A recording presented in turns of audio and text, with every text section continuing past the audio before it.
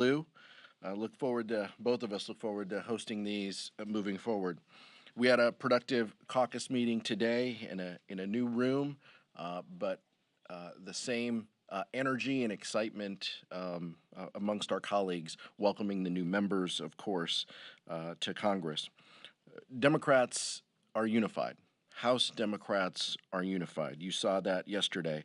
We're unified behind lowering costs, creating good paying jobs, and building safer communities. The contrast between House Democrats on the chaos and confusion taking place on the other side of the aisle could not be more clear. For the first time in 100 years, there was not an agreement for Speaker of the House on the first ballot. Multiple ballots, and almost 24 hours later, there's still no clear sign of a speaker. Let's hope that this isn't a rerun of 1855 and 56 when it took 133 ballots. What we saw was the true character of the modern day Republican Party, obsessed with power and their own personal advancement at the expense of working families and the needs of everyday Americans. That makes it harder for us to find common ground, but that's what we seek to accomplish. We want to work with reasonable Republicans and continue our record of bipartisan legislative achievements in this Congress. But we need willing partners in order to do that work. And right now, those willing partners are in short supply. I now have the privilege of introducing, for the first time in this role, Caucus Vice Chair, my colleague and friend from California and classmate from the class of 2014, Representative Ted Lieu. Thank you, Chairman Aguilar. And I first want to say that the chairman gave a terrific nominating speech for Hakeem Jeffries for Speaker. And I know that Chairman Aguilar had to give that speech 3 times, and we only nominated one person because Democrats are unified. And if you saw what Democrats did when we were in control of the House, we passed the American Rescue Plan to get our economy back on track. We passed the infrastructure law to rebuild America. And we passed the Inflation Reduction Act to reduce our deficit and tackle climate change. And in contrast, when Republicans are in control, you get chaos, confusion, and crisis. Now, yesterday, many Americans saw this confusion and crisis. And look, for one day, I think it was unfortunate. We can deal with that. But now it gets serious, because we effectively don't have a House of Representatives. This can't keep on going. You can't have one branch of the federal government simply not function.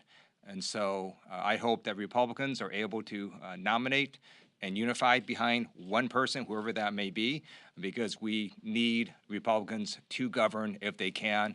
If they cannot, then they should let Democrats govern. Questions to start? Javier from Telemundo.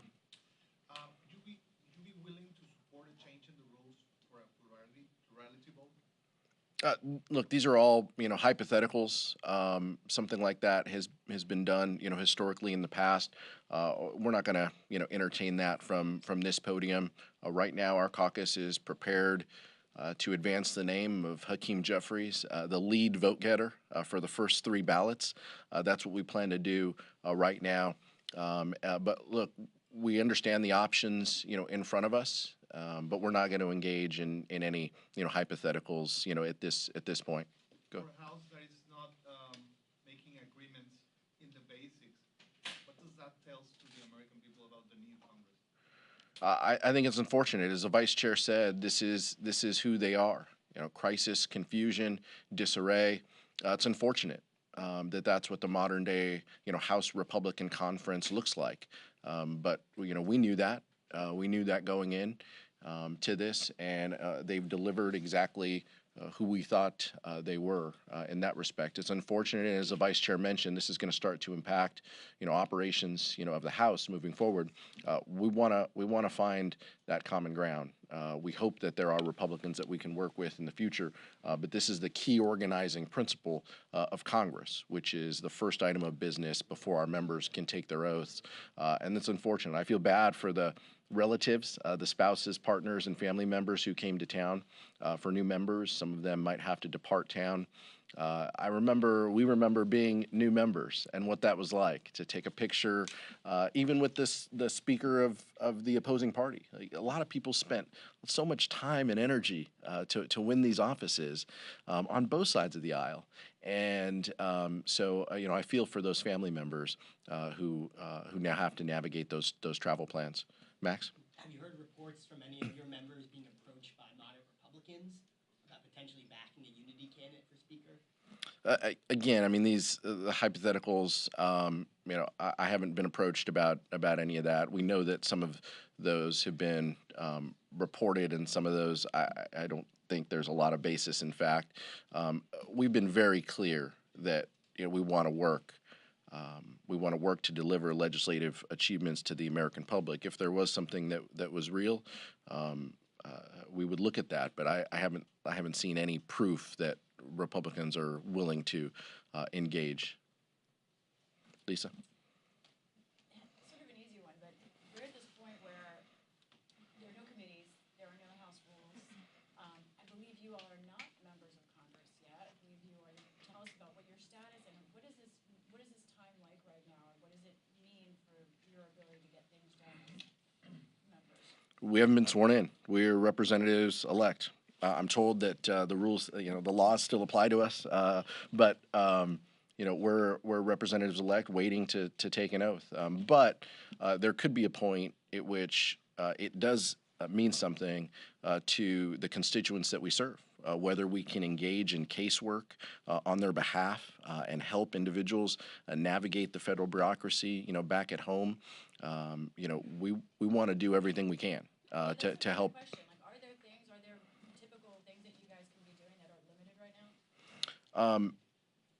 Right now, our focus and we're working with our staffs to make sure that we're following the letter and the spirit of everything that we're allowed to do. But we don't have status as members until we organize, and that's unfortunately as a result of this Republican chaos. And so, there will come points where other things are impacted. Committees can't hire their staff members as well because there are no committee chairs and ranking members. This is a crisis of the Congress, and it's a crisis at the hands of the Republican dysfunction. And so that's where we are until we have the main organizing principle, which is electing someone to lead this Congress and taking our oaths, which is so important. Vice Chair? Thank you. I just want to follow up on what Chairman Aguilar said. Because we haven't been able to negotiate ratios with the Republicans, that they've said they can't do that until they have a speaker, we can't even appoint any of our own members to any committee. So that slows everything down for a pretty long time because we can't even constitute committees. So this is having a very real-world impact. And again, it's because of Republican chaos and dysfunction that you're seeing. In the front. Looking forward even further, assuming eventually somebody ends up being the speaker, is there a different way that House Democrats in a minority are going to have to approach legislating when it comes to, must-pass bills to fund the government, the debt ceiling, and working across the aisle with Senate Republicans who still hold a filibuster over there? Is there any thoughts on how you guys will approach that? Our legislative achievements of the last Congress are very clear, and there is important work to be done to implement that agenda. Our focus is very clear, but the House of Representatives at its core, and as you saw yesterday, is a majority-run institution. There are bills that we need to get done. There are bills that historically have and continue to be bipartisan. I think of like the Farm Bill, and I think of the National Defense Authorization Act. Those are things that likely, could get done if we had willing partners on the other side who wanted to work in a collaborative way. Those are things that historically have gotten done, and we look forward to working with our colleagues. But the key organizing principle in front of us is that we have to have a speaker, and you can't have committees, ranking members, and chairs until you have that key step, and that's where we are. Thank you, Mr. Chair. Given your concerns, have you had any conversations or has there been any outreach from the other side of the aisle? And would any of your members be willing to vote present? No, we haven't had those conversations with our colleagues. Our colleagues, as you saw yesterday, are committed to support Hakeem Jeffries for Speaker. I plan to nominate him again at the top of the noon hour, and we'll have a roll call vote, and we'll see what's changed. But that's on our colleagues on the other side of the aisle to determine if something has changed. But I'm not aware of any outreach. Mariana? Thanks, Mr. Chairman. I know you don't want to engage in hypotheticals, but we're obviously still at a point waiting to see if McCarthy has enough votes. Jordan, obviously getting votes. Scalise is obviously the number 2. If McCarthy can't get there, maybe he throws his hat in the ring. What is your relationship with both of those men, or all of your Democratic leaders now? How do you see yourself maybe working with Scalise or Jordan if we get to that point? Understand it's hypothetical, but do you have relationships with them? Well, I can tell you that the Representative Scalise, reached out to members of our leadership team. After our internal caucus organizing, he reached out and congratulated us on the positions. I think he reached out and talked to Leader Jeffries and Whip Clark and I. I've had a cordial relationship with him. Obviously, is an adversary on the baseball field, kind of grounded in that. But it hasn't been a working relationship. It's just been very cordial. We respect the office that all of them hold, but we look forward. This is on them. Whoever they advance, I hope it's someone we can work in a positive way for the American public. But I don't know if that's going to be Kevin McCarthy, Steve Scalise, Jim Jordan. Chaos and confusion is the rule of the day over there, and so we just don't know what that will lead to. And many of us individually have come from delegations, worked with members on the other side of the aisle in committees, sometimes on social things like the baseball stuff, obviously. And so some of us have these, relationships where we can disagree. I know the vice chair as well, has relationships where we are going to disagree with our colleagues on the other side of the aisle, but we can still be, cordial about it. I look forward to more of that in the future. But the key organizing principle in front of us is we've got to elect a speaker and take an oath. I was in the California State Legislature with Kevin McCarthy at the same time. I've known him for many years. Whether or not he's Speaker, it's very clear that that position has already been significantly weakened because of what happened yesterday and what happened before.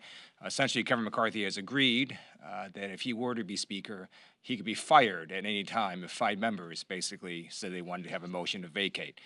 So that puts a significant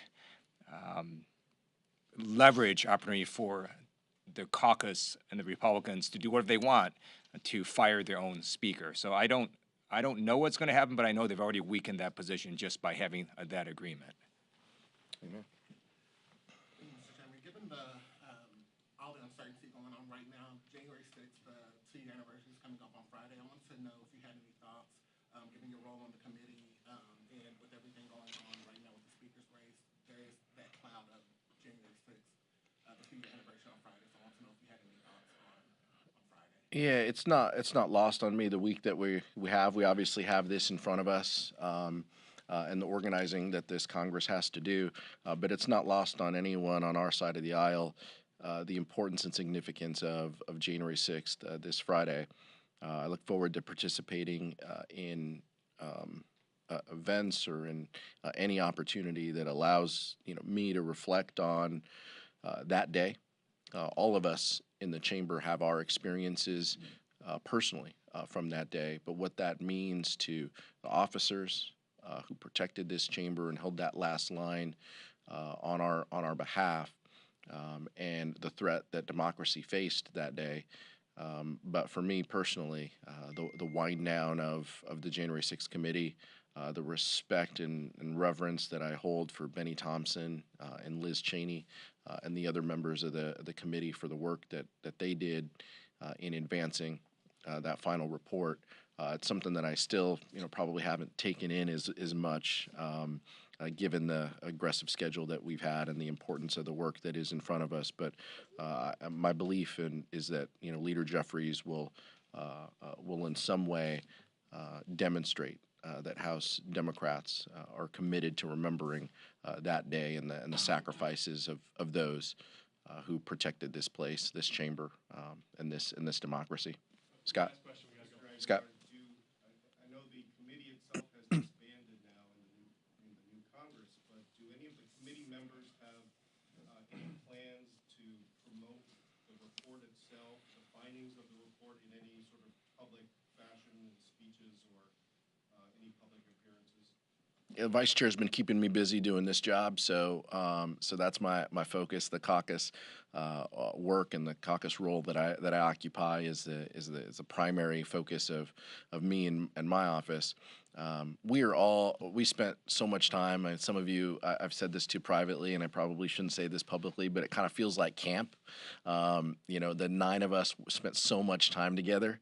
I also feel like maybe we needed a little bit of time apart this holiday season. We just spent so much time reading documents, sitting in depositions, trading texts and emails. We still have a group text thread. We still communicate happy holidays. We're very mindful that a couple members have moved on.